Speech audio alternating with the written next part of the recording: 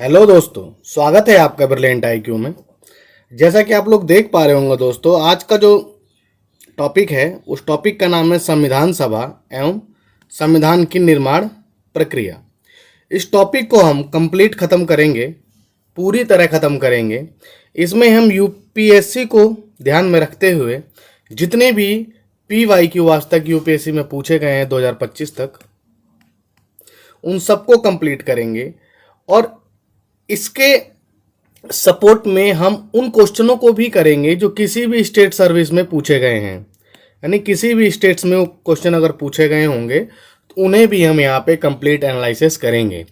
तो वीडियो को एंड तक देखिएगा और चैनल को लाइक और सब्सक्राइब जरूर कर दीजिएगा। आइए देखते हैं हम अपने इस पहले क्वेश्चन को, जिसको यूपीएससी ने 1996 में पूछा हुआ है। कह रहा है भारत के लिए संविधान की रचना एवं संविधान सभा का विचार निम्नलिखित में से सर्वप्रथम किसने प्रस्तुत किया था। ये पूछ रहा है कि भारत के लिए संविधान सभा का विचार सबसे पहले किसने प्रस्तुत किया था। स्वराज्य पार्टी ने 1934 में, कांग्रेस पार्टी ने 1936 में, मुस्लिम लीग ने 1942 में, सर्वदलीय सम्मेलन ने 1946 में। तो इसका जो सही उत्तर हो जाएगा वो हो जाएगा स्वराज्य पार्टी ने 1934 में ये काम किया था। किसका? संविधान सभा के विचार की मांग की थी। ठीक है, इसमें इन्होंने कहा था कि वयस्क मताधिकार के आधार पर निर्वाचित भारतीय प्रतिनिधियों की एक संविधान सभा होगी। ठीक, नेक्स्ट क्वेश्चन देखते हैं। ये यूपीपीसीएस ने पूछा हुआ है 2008 में। जैसा कि मैंने आपको बताया था कि हम स्टेट सर्विस में जितने क्वेश्चन आए हैं उनका भी सहारा लेंगे यूपीएससी के प्रिपरेशन में। एक निर्वाचित संविधान सभा द्वारा भारत के संविधान का निर्माण करने का प्रस्ताव किया गया था। कह रहा है कि एक निर्वाचित संविधान सभा द्वारा भारत के संविधान का निर्माण करने का प्रस्ताव किया गया था। किसके द्वारा किया गया था? तो वह किया गया था क्रिप्स मिशन के द्वारा। किसके द्वारा? क्रिप्स मिशन के द्वारा। और आप सबको पता है ये जो क्रिप्स मिशन है ये भारत में कब आया था? तो ये 1942 में भारत आया था। कब आया था? 1942 में। अगला क्वेश्चन है, कह रहा है कैबिनेट मिशन योजना के अंतर्गत संविधान निर्मात्री परिषद में प्रत्येक प्रांत को आवंटित सदस्य संख्या निर्धारित करने के लिए एक प्रतिनिधि कितनी जनसंख्या के अनुपात में था। क्वेश्चन बहुत अच्छा है और ज़्यादा कठिन भी नहीं है। जब भी आप किताब पढ़ेंगे तो आपको लगभग मिल ही जाता है कि कैबिनेट मिशन योजना के अंतर्गत संविधान निर्मात्री परिषद में प्रत्येक प्रांत को आवंटित सदस्य संख्या 10 लाख थी। कितनी थी? 10 लाख व्यक्ति। 10 लाख व्यक्ति। और आपको बता दूं मैं, ये कैबिनेट मिशन भारत में कब आया था ये भी आप ध्यान में रख लीजिए। कैबिनेट मिशन भारत में आया था 1946 में। कब आया था? 1946 में आया था।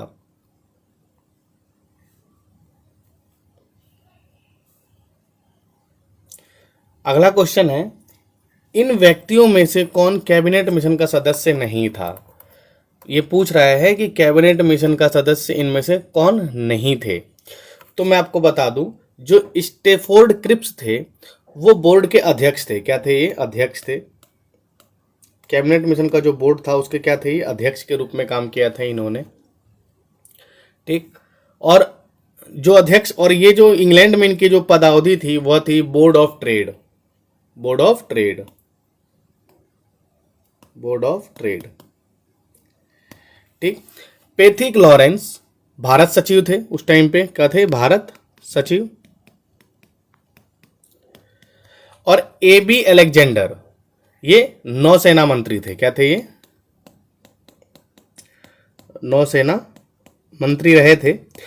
लेकिन जो विलियम वुड थे ये कैबिनेट मिशन के सदस्य नहीं थे। कैबिनेट मिशन के सदस्य नहीं रहे थे। नेक्स्ट क्वेश्चन है, यूपीएससी ने 1995 में पूछा है 1946 में निर्मित अंतरिम सरकार में कार्यपालिका परिषद के उपसभापति कौन थे। कौन उपसभापति के बारे में पूछ रहा है कि जो 1946 में अंतरिम सरकार बनी थी उस कार्यपालिका के उपसभापति कौन रहे थे? तो उनका नाम था जवाहरलाल नेहरू। कौन? जवाहरलाल नेहरू नाम था। ठीक, नेक्स्ट क्वेश्चन है, कह रहा है निम्नलिखित में से कौन 1946 में गठित प्रथम अंतरिम राष्ट्रीय सरकार का सदस्य नहीं था? तो उनका नाम था डॉक्टर राधाकृष्ण। इनके सदस्य नहीं थे बाकी सी राजगोपालाचारी, डॉक्टर राजेंद्र प्रसाद और जगजीवन राम, ये तीनों ही इनके क्या रहे थे? सदस्य रहे थे। यूपीएससी ने 2007 में यहां से क्वेश्चन पूछा है, एक कह रहा है कथन दिया हुआ है और कारण दिया हुआ है। कह रहा है वेवेल योजना के अनुसार कार्यकारी परिषद में हिंदू और मुस्लिम सदस्यों की संख्या समान होनी थी। यहाँ पे आप क्योंकि जोड़ देंगे ताकि दोनों सेंटेंस आपस में जुड़ते हुए नजर आए, फिर आपको सही और गलत का चयन करने में आसानी होगी। क्योंकि वेवेल का विचार था कि ऐसी व्यवस्था से भारत का बंटवारा बच जाता। ये दो कथन है और कारण दिए गए हैं, तो मैं आपको बता देता हूं कि वेवेल कहीं से कहीं तक भारत के बंटवारे को बचाना नहीं चाहते थे। यानी कारण आर गलत है लेकिन कथन ए सही है, यानी कथन सही है पर कारण क्या है? गलत है।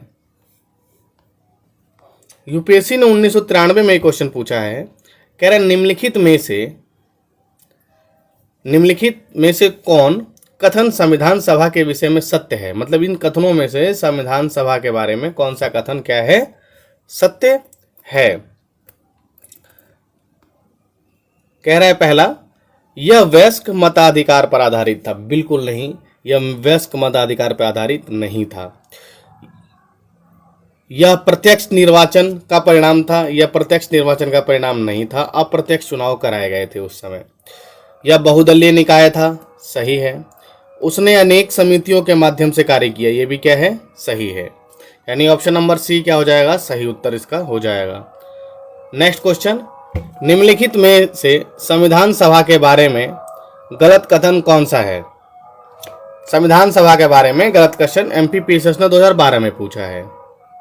कह रहे इसने बड़ी संख्या में समितियों की मदद से काम किया।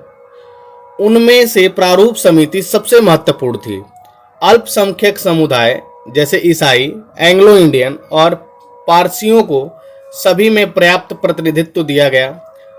इसका निर्वाचन सार्वभौम वयस्क मताधिकार के आधार पर किया गया। इसकी चुनाव प्रक्रिया 1935 के अधिनियम के 6वीं अनुसूची पर आधारित थी।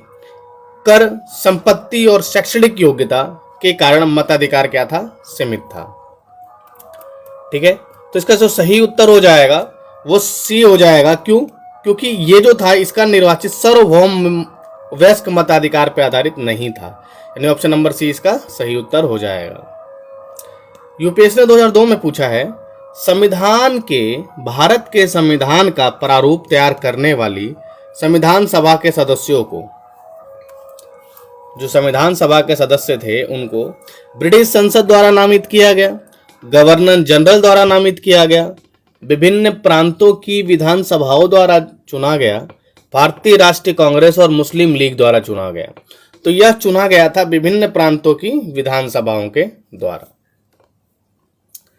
अगला क्वेश्चन है, भारतीय इतिहास के संदर्भ में प्रांतों से संविधान सभा के सदस्य उन प्रांतों के लोगों द्वारा सीधे निर्वाचित हुए थे? नहीं।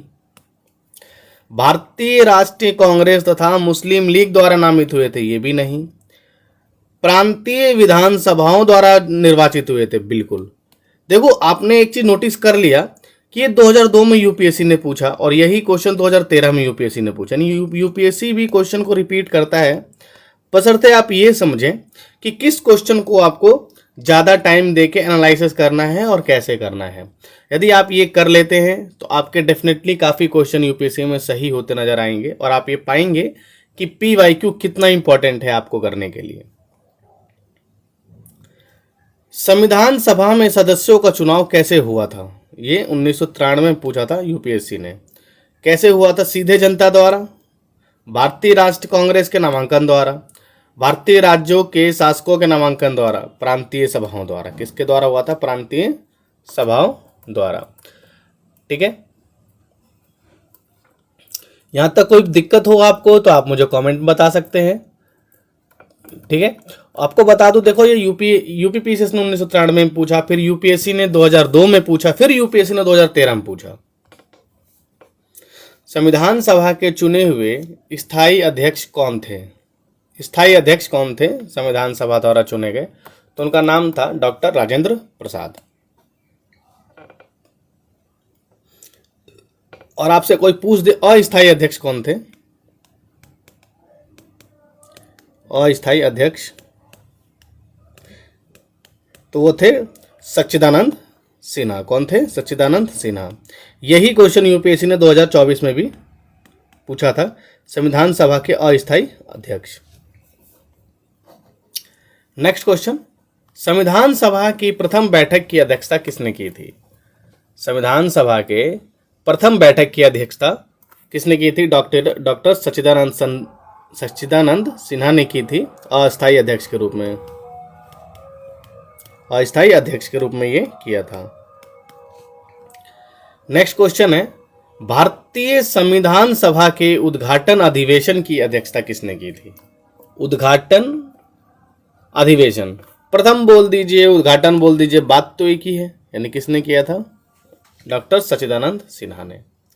भारत की संविधान निर्मात्री सभा के अध्यक्ष कौन थे?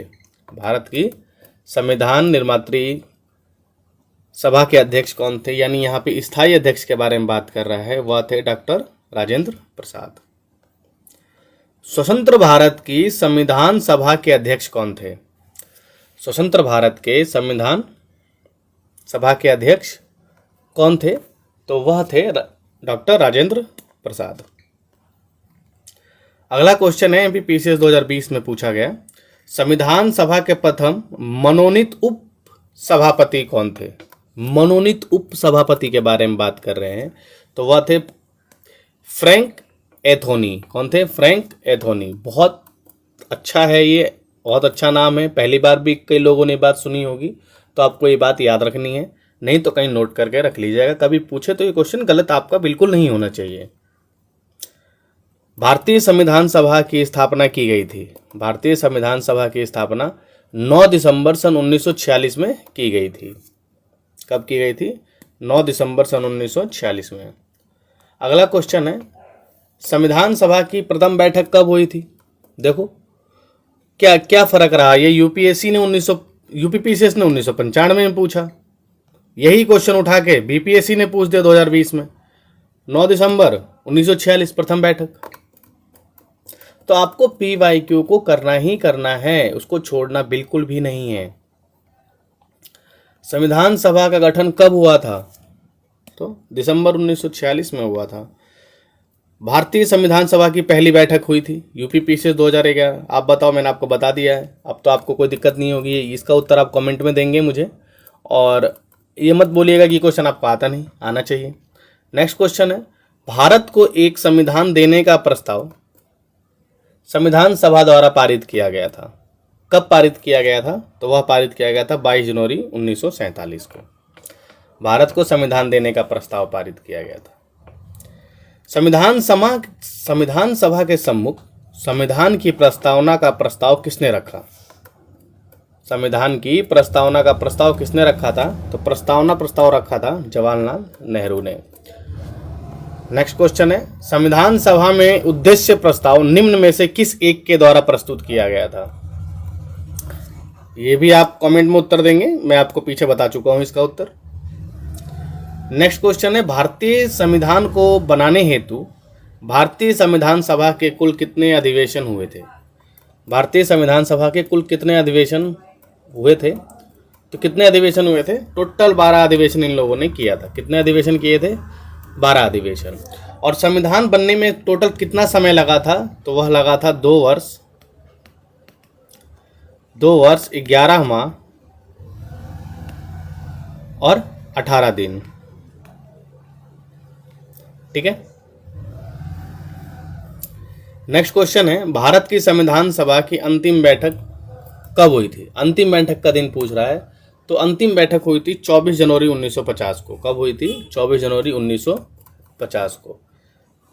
भारत के संविधान निर्माण में संविधान सभा को कितना समय लगा था? ये भी आपका होमवर्क है। अगर आपने लेक्चर ढंग से सुना होगा तो इसके पीछे ही के ही क्वेश्चन में मैंने इसका आंसर दिया है। आप मुझे कमेंट में बताएंगे कि संविधान सभा को कितना समय लगा था संविधान बनाने में।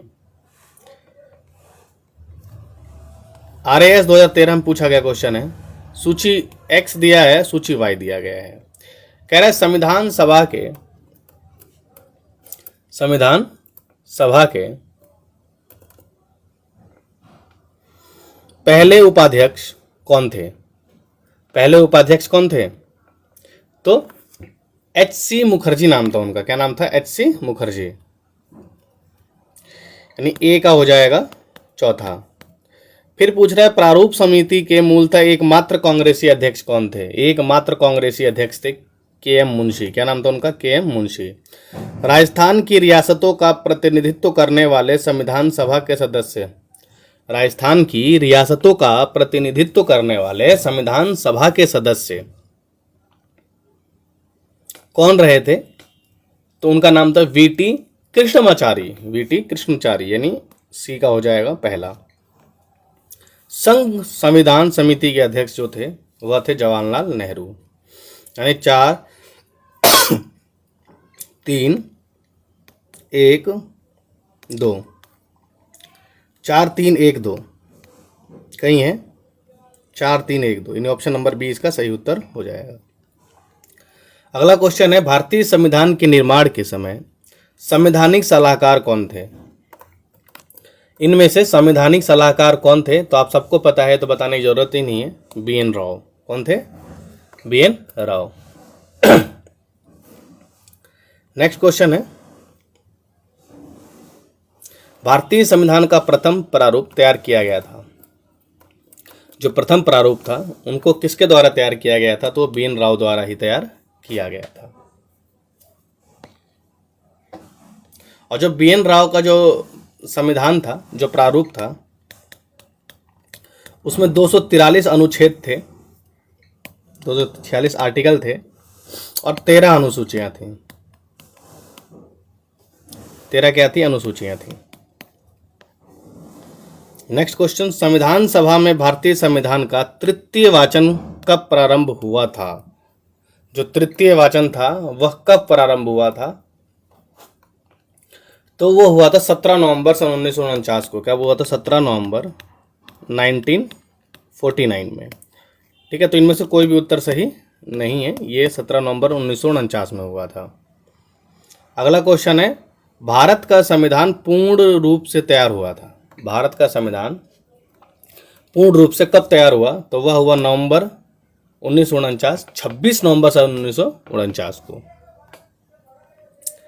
नेक्स्ट क्वेश्चन, भारतीय संविधान को संविधान सभा द्वारा अंगीकृत किया गया। यह क्वेश्चन भी आप मुझे कमेंट में बताएंगे। आपका घर का काम है, HW है आपका ये।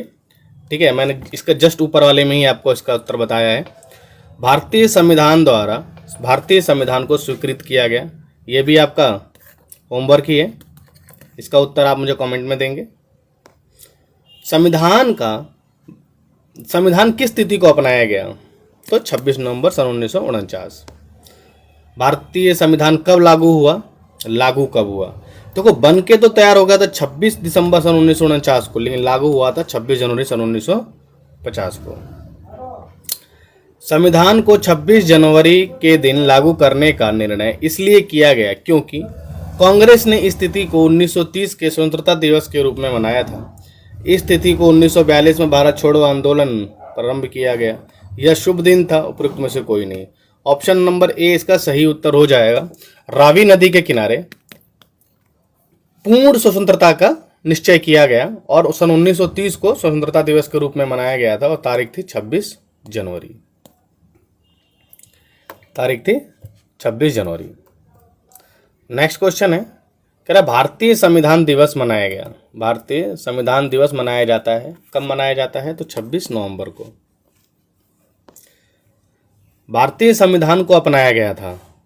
भारतीय संविधान को किसके द्वारा अपनाया गया? तो संविधान सभा द्वारा। किसके द्वारा? संविधान सभा द्वारा अंगीकृत और अधिनियमित किया गया था। भारतीय संविधान को 26 नवंबर सन 1949 को किसके द्वारा अधिनियमित किया गया था? किसके द्वारा? संविधान सभा के द्वारा।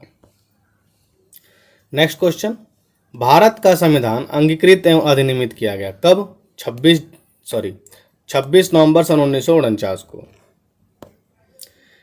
डॉक्टर भीमराव अंबेडकर का जन्म और मृत्यु कब हुई?